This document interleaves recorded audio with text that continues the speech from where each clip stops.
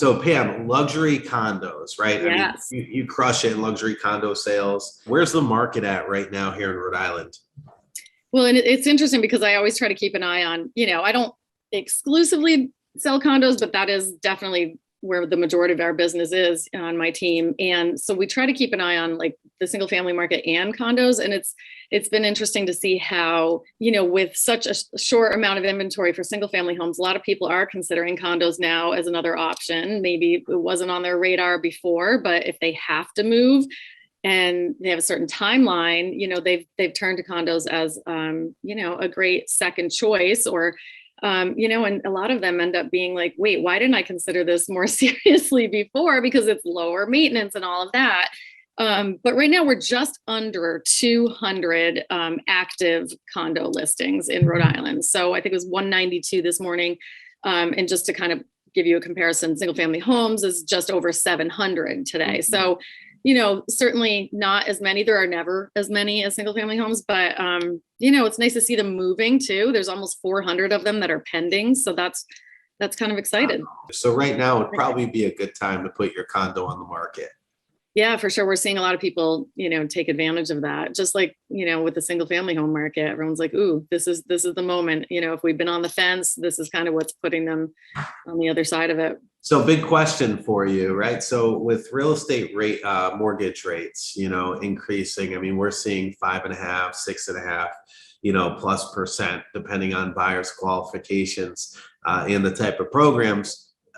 When you have condo fees and, in addition to taxes, insurance, all that other stuff that are, tied into that mortgage payment with these increased rates, are you finding that the market could potentially slow, or is it already slowing, or what are you seeing out there? We're feeling it a little bit. I mean, it's interesting because like in some respects, I guess it really depends on how well priced it is. It's not the time it may be the time to sell, but it's not the time to, list high and you're not likely going to see multiple offers necessarily right now. So, we just put one on, my partner, Derek Simpson, he put one on in Portsmouth at Carnegie Tower just a couple days ago and has had great activity. I think he's going to have something in writing hopefully today. So, I mean, that went quickly. Comparatively, I mean, we've also seen a few where maybe they started too high and then had to do price reductions and that sort of thing. So they've been on the market a little longer. It's overall, it's a pretty healthy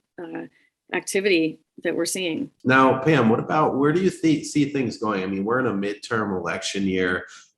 Historically, from what I've seen, what I've been a part of, anytime there's any type of elections, things seem to kind of slow down. Do you anticipate that to happen this year? I definitely remember feeling that, during the last election, last several, in fact, we definitely feel the wave of that. People do get cautious just to sort of see which way things are going to go.